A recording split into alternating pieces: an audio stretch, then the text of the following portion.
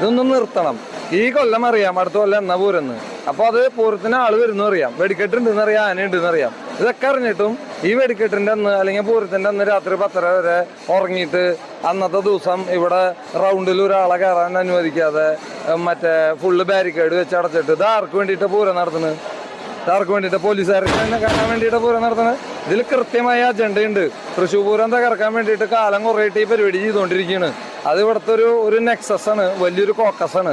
ഈ ഭരിക്കുന്ന ആൾക്കാരാണ് അതിന്റെ പിന്നിൽ പ്രവർത്തിക്കുന്നത് എന്നുള്ള യാതൊരു സംശയമില്ല. ഇപ്പോൾ ഈ ക്ഷേത്രത്തിലെ ആചാരത്തിന് ഇന്നലെ ഒരു തടസ്സം വന്നു എന്ന് പറഞ്ഞല്ലോ, വെടിക്കെട്ടിനുപരിയായിട്ട് മഠത്തിൽ വരവ്, എന്താണ് അത് സംഭവിച്ചെന്നാണ്?